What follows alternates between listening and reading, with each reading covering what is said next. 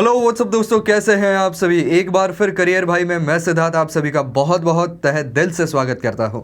दोस्तों, आज का टाइटल तो खैर आपने पढ़ ही लिया होगा। आज हम बात करने वाले हैं कि बीपीओ सेक्टर में अगर आप करियर बनाना चाहते हैं तो आप ऑब्वियसली एज ए एग्जीक्यूटिव के तौर पर ही काम शुरू करते हैं। फिर वो यहाँ पर जो है वो टेली मार्केटिंग एग्जीक्यूटिव हो या सेल्स एग्जीक्यूटिव हो या कोई और एग्जीक्यूटिव हो, तो एज ए एग्जीक्यूटिव के तौर पर ही आप काम करते हैं। लेकिन इस फील्ड में जो है वो आगे चल कर के आप कौन से पोजीशंस पर पहुंच सकते हैं, ये हम जानने वाले हैं। दूसरा जो इस वीडियो का पार्ट होने वाला है, यानी कि एक ही वीडियो में अलग अलग चीज़ों के ऊपर हम डिस्कस करेंगे, तो दूसरे पार्ट में हम ये डिस्कस करने वाले हैं कि आप अगर बीपीओ से निकल करके कहीं और जाना चाहते हैं तो बीपीओ में आपने जो कुछ भी काम किया है उसके बेसिस पर आप आगे चल करके कौन से पोजीशंस के लिए ट्राई करें। और तीसरे पार्ट में हम ये जानने वाले हैं कि आप अगर बीपीओ से आईटी सेक्टर में स्विच करना चाहते हैं तो क्या प्रिपरेशन लगने वाली है, और साथ ही साथ कुछ मिथ को भी बर्स्ट करेंगे, जैसे कि बीपीओ सेक्टर जो है वो केवल एक स्टेपिंग स्टोन की तरह काम कर सकता है। यहाँ पर ज़्यादा दिन तक आप काम नहीं कर सकते हैं, आगे आपको बढ़ना ही होगा, इसको एज अ स्टेपिंग स्टोन की तरह ही देखो वगैरह, ये सारी चीज़ें। तो चलिए दोस्तों शुरू करते हैं। लेकिन उससे पहले अगर आप इस चैनल पर नए हैं और आपने अगर सब्सक्राइब नहीं किया है तो जल्दी से सब्सक्राइब कर दीजिए, ऐसे ही इंपॉर्टेंट वीडियो आते रहते हैं। तो चलिए दोस्तों शुरू करते हैं। सबसे पहली बात मैं आपको बता दूं कि आप कहां तक जा सकते हैं बीपीओ सेक्टर में ही अगर आप आगे बढ़ना चाहें तो क्या कर सकते हैं। तो जैसा कि मैंने पहले कहा, ऑब्वियसली एज ए एग्जीक्यूटिव के तौर पर आप शुरुआत करते हैं, फिर वो टेलीकॉलिंग एग्जीक्यूटिव हो सकता है या सेल्स एग्जीक्यूटिव हो सकता है। तो जैसे जैसे आपका एक्सपीरियंस बढ़ता जाता है आप एलिजिबल होते जाते हैं थोड़े ऊपर के आपके पोजीशंस के लिए। तो सबसे पहली पोजीशन जो आप एक्वायर कर सकते हैं वो है फ्लोर मैनेजर। तो फ्लोर मैनेजर जो है वो सेल्स टीम के भी हो सकते हैं या टेलीकॉलिंग टीम के भी हो सकते हैं, या हम कहें कि जो आउटबाउंड कॉल होते हैं उनके लिए भी हो सकते हैं, या कस्टमर केयर जो सेंटर्स चलाए जाते हैं उनके लिए भी हो सकते हैं। और फ्लोर मैनेजर के काम यही होते हैं कि सारा वर्क फ्लो एक अच्छे तरीके से चालू रखना। कोई अगर प्रॉब्लम्स आती हैं, कुछ शिकायतें आती हैं तो उनको सॉल्व करना, कोई प्रॉब्लम आती है तो उनको सॉल्व करना, पूरी टीम को लीड करना, ये इनके काम होते हैं। इसके अलावा आप एक ग्रुप ऑफ पीपल को लीड ज़रूर कर सकते हैं। तो फ्लोर मैनेजर क्या है कि पूरे ही जितने भी एम्प्लॉयज़ वहाँ पर काम कर रहे हैं सभी के ऊपर सुपरवाइज करेंगे, सभी के ऊपर जो है वो उनका एक वॉच होगा और पूरे वर्क फ्लो को स्मूथली चलाते रहना इनका काम होता है। टीम लीडर्स जो होते हैं उनके पास एक सेट नंबर ऑफ पीपल होते हैं, यानी कि आपकी टीम में मान लीजिए 8 लोग हैं, तो आपको उन 8 लोगों को साथ में लेकर के आगे बढ़ना है, काम करना है। उनको क्या काम करना है ये आप बताते हैं, उनके काम के ऊपर सुपरविजन करते हैं, और टीम के जो इंडिविजुअल गोल्स होते हैं उनको टारगेट्स को अचीव करने की कोशिश करते हैं। और ऑब्वियसली टीम लीडर्स के ऊपर भी अथॉरिटीज़ होती हैं, तो टीम लीडर्स उनको रिपोर्ट करेंगे। इसके अलावा आप कॉल सेंटर सुपरवाइज़र भी हो सकते हैं। तो कुछ ये फ्लोर मैनेजर और सुपरवाइज़र जो है वो कुछ सिमिलर ही पोजीशन है। कुछ जगहों पर उनको फ्लोर मैनेजर कहा जाता है, कुछ जगहों पर उनको सुपरवाइज़र कहा जाता है। तो कॉल सेंटर सुपरवाइजिंग में जनरली क्या होता है कि कितने इनबाउंड कॉल्स आए हैं, कितने आउटबाउंड कॉल्स गए हैं, उसकी वजह से कितने कॉलर्स जो है वो हमारे पॉसिबल कस्टमर्स में तब्दील हुए हैं, ये सब कुछ देखना इनका काम होता है। मंथली सेल्स फिगर्स ये वॉच रखते हैं उसके ऊपर, साथ ही साथ जो कॉन्वर्सेशंस हो रहे हैं वो किस तरीके से हो रहे हैं इसके ऊपर भी ये ध्यान रखते हैं। और साथ ही साथ जो नए रिक्रूट्स होते हैं उनके काम के ऊपर ध्यान रखना, सारे जो एक कंपनी के तौर पर या उस ब्रांच के तौर पर जो टारगेट्स अचीव करने होते हैं वो अचीव हो रहे हैं या नहीं हो रहे हैं, ये सब कुछ देखना इनका काम होता है। इसके अलावा आप अगर एज ए टेलीकॉलर बहुत अच्छा काम करते हैं और आपके टेलीकॉलिंग की वजह से पॉसिबल कस्टमर्स बहुत ज़्यादा कंपनी के बढ़ जाते हैं, तो आप रिलेशनशिप मैनेजर के तौर पर भी काम कर सकते हैं। तो रिलेशनशिप मैनेजर क्या करते हैं कि जो पॉसिबल कस्टमर्स हैं और जो पहले वाले कस्टमर्स हैं उनके साथ एक अच्छे और कॉर्डियल रिलेशनशिप मेंटेन रखते हैं, क्योंकि ये ऐसे कस्टमर्स होते हैं पहले वाले जो कि बहुत सालों से कंपनी के कस्टमर्स होते हैं, बहुत सारे ऑर्डर्स देते हैं, तो उनको सेटिस्फाइड रखना एक रिलेशनशिप मैनेजर का जो है वो काम होता है। ताकि कंपनी की इमेज भी उनके दिमाग में, आपके कस्टमर के दिमाग में अच्छी बनी रह सके। अगर उनको कुछ प्रॉब्लम आ रहा है, आपके प्रोडक्ट के बारे में उनको कुछ लग रहा है, तो उनसे फीडबैक लेना, उनको एक अच्छे तरीके से जो है वो बताना कि ये प्रॉब्लम है, इसको हम इस तरीके से सॉल्व कर रहे हैं, जल्द ही आपको जो है वो प्रोडक्ट में अच्छी क्वालिटी देखने को मिलेगी वगैरह, ये सारी चीज़ें कि कस्टमर से अच्छे कॉर्डियल रिलेशनशिप्स मेंटेन करके रखना, कस्टमर जो पहले वाले हैं उनको पकड़ करके रखना, नए कस्टमर्स को कंपनी के साथ बांध देना। और अगला जो है वो है सेल्स मैनेजर। तो सेल्स मैनेजर के तौर पर आप तब काम करते हैं जब आप एक्चुअली सेल्स एग्जीक्यूटिव के तौर पर बड़ा अच्छा काम कर सकते हैं, तब आप सेल्स मैनेजर बन जाते हैं। जब आपके पास कुछ एक एक्सपीरियंस गेन हो जाता है, उसके बाद आप एक सेल्स मैनेजर के तौर पर भी काम कर सकते हैं। तो सेल्स मैनेजर्स के काम क्या होते हैं कि जो पूरी सेल्स की टीम काम पर लगी हुई है, कि कुछ सेल्स की टीम जो है वो ईमेल के ज़रिए लोगों तक पहुंचने की कोशिश करती है, कुछ सेल्स की टीम जो है वो आउटबाउंड कॉल करती है, लोगों को कॉल करके इन्फॉर्मेशन देती है, कुछ यहाँ पर ऐसे होते हैं जो कि जो इनबाउंड कॉल आते हैं, जो इंक्वायरीज आती हैं, उनको कुछ ना कुछ प्रोडक्ट बेचने की कोशिश करते हैं। तो इन सभी के ऊपर सेल्स मैनेजर जो है वो नज़र रखते हैं। साथ ही साथ अब सोशल मीडिया, ये भी एक बहुत बड़ा अंग जो है वो इसका जुड़ चुका है। तो इसकी वजह से सोशल मीडिया पर किस तरीके की पोस्ट जा रही है, उनका असर किस तरीके से हो रहा है, हमारी पोस्ट कौन से लोगों तक पहुंच रही है, इस सभी के ऊपर भी ये लोग नज़र रखते हैं और ज़्यादा से ज़्यादा टारगेट अचीव करने की कोशिश करते हैं। तो ये तो हो गए करियर्स कि आप अगर बीपीओ में स्टार्ट करते हैं तो आगे चल करके कौन से पोजीशंस तक जा सकते हैं। और ऑब्वियस सी बात है, जैसे जैसे आप ऊपर की पोजीशंस पे जाएंगे आपकी सैलरी भी बढ़ती जाएगी, तो ये एक सस्टेनेबल जॉब आपके लिए बन सकता है। अब अगला मुद्दा आता है कि बीपीओ से निकल करके आप कुछ और करना चाहते हैं तो क्या कर सकते हैं, कौन से पोजीशंस के लिए अप्लाई कर सकते हैं। तो सबसे पहली पोजीशन इसके अंदर ये आ जाती है बिजनेस डेवलपमेंट एग्जीक्यूटिव। तो बिजनेस डेवलपमेंट एग्जीक्यूटिव को ओवरऑल ही सारी चीज़ों की तरफ ध्यान देना पड़ता है कि किस तरीके से हम कंपनी का बिजनेस डेवलप कर सकते हैं, ज़्यादा से ज़्यादा कस्टमर्स को ला सकते हैं। फिर इसके अंदर सेल्स टीम भी आई, इसके अंदर मार्केटिंग टीम भी आई, इसी के साथ साथ जो है वो आपके जो डेमो दिए जाते हैं कंपनी के अलग अलग जगहों पर, उनको मैनेज करना, साथ ही साथ कस्टमर रिलेशंस, ये भी एक मुद्दा है। तो जो बिजनेस डेवलपमेंट एग्जीक्यूटिव्स होते हैं उनकी इन सभी के ऊपर नज़र होती है।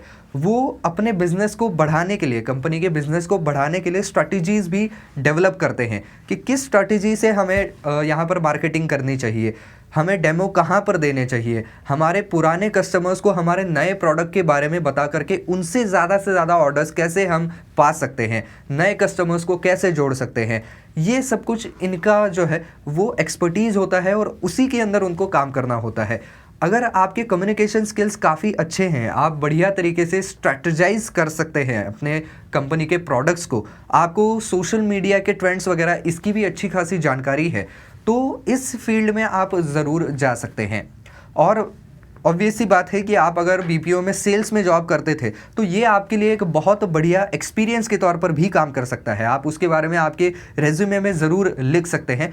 और जनरली जिन लोगों ने बीपीओ में सेल्स विभाग में काम किया हुआ है उनको आगे चल कर के ज़रूर यहाँ पर जो है वो प्रेफर किया जाता है। तो इसकी वजह से ये पोजीशन जो है वो नंबर 1 पे आती है। इसके अलावा क्या कर सकते हैं, तो वो है क्लाइंट रिलेशनशिप मैनेजर। तो ऑब्वियसली आपने अगर बीपीओ के अंदर जो है वो कस्टमर रिलेशनशिप मैनेजर के तौर पर काम किया हुआ है तो आप आगे चल करके किसी बड़े कंपनी में क्लाइंट रिलेशनशिप मैनेजर के तौर पर भी काम कर सकते हैं।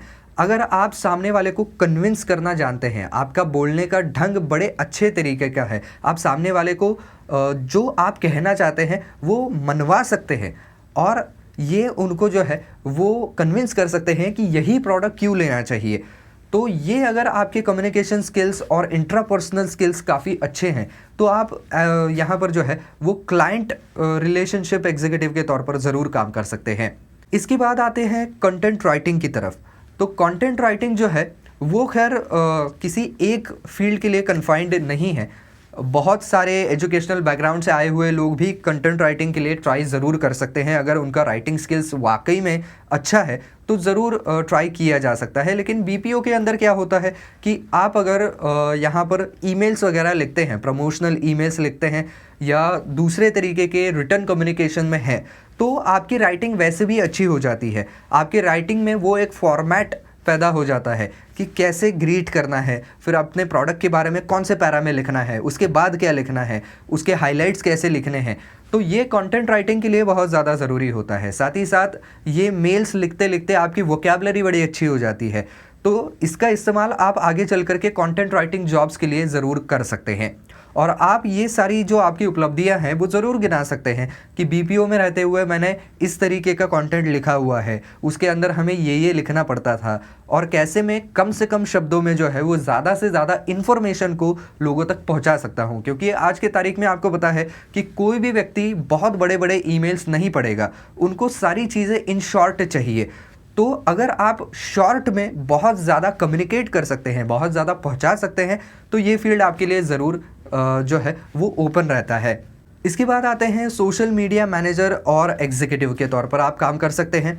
तो ये अगेन बीपीओ में सेल्स से रिलेटेड ही जॉब हो जाता है, क्योंकि सेल्स के अंदर जो टीम काम करती है वही सोशल मीडिया को भी मैनेज करती है, या कुछ कंपनीज़ के अंदर सोशल मीडिया मैनेजमेंट के लिए अलग से भी होता है। कुछ बीपीओज इसके लिए भी अलग से सर्विसेज प्रोवाइड करती हैं, तो उनके पास एक टीम होती है जो कि स्पेसिफिकली उस कंपनी के सोशल मीडिया हैंडल्स को जो है वो वहाँ पर ऑपरेट करती है, जिससे कि उनके कस्टमर्स बढ़ सके।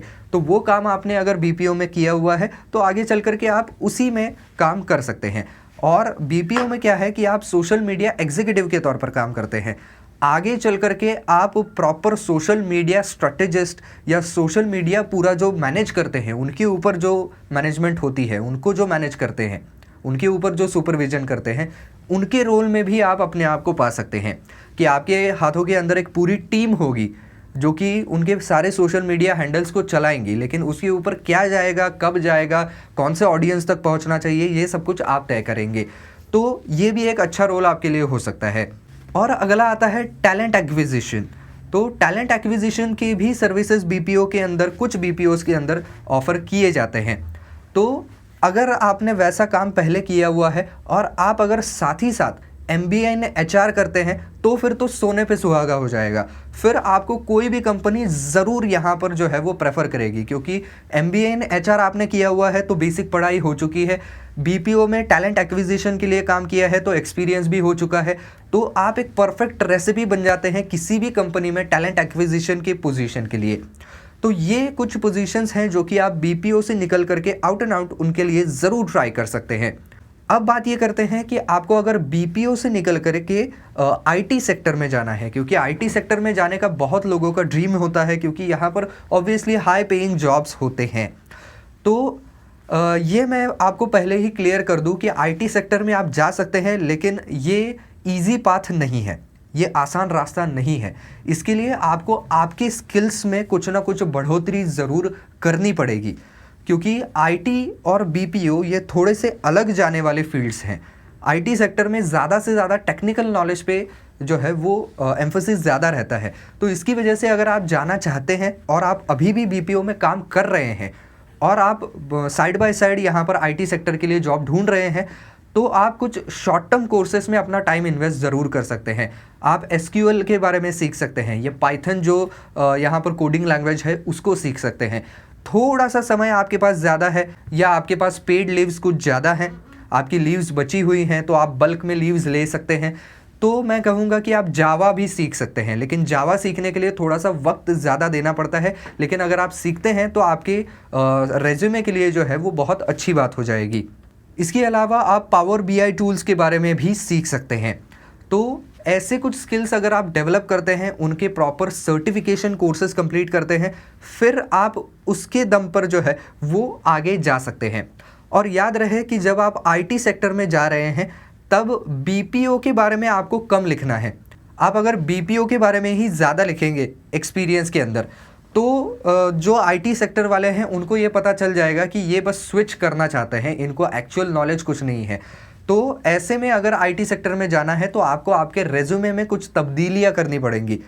आपका एक्सपीरियंस और आपका नॉलेज या आपका एजुकेशन, इनका जो वेटेज होता है उनको चेंज करना पड़ेगा।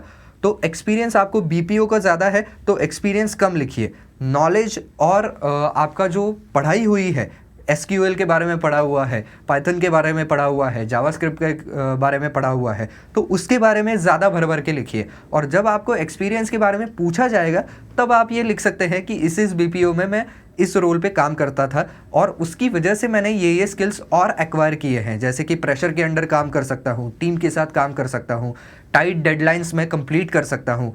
तो ये सारी चीज़ें फिर उसके साथ जा सकती हैं और आप एक आईटी सेक्टर में जॉब लैंड कर सकते हैं। तो दोस्तों ये कुल मिलाकर के एक पूरा लेखा जोखा है। तो कैसा लगा आज का वीडियो हमें कमेंट सेक्शन में लिख करके ज़रूर बताएं। अगर पसंद आया है तो लाइक ज़रूर कर दें। कुछ सवाल हैं तो कमेंट सेक्शन में ज़रूर लिख सकते हैं।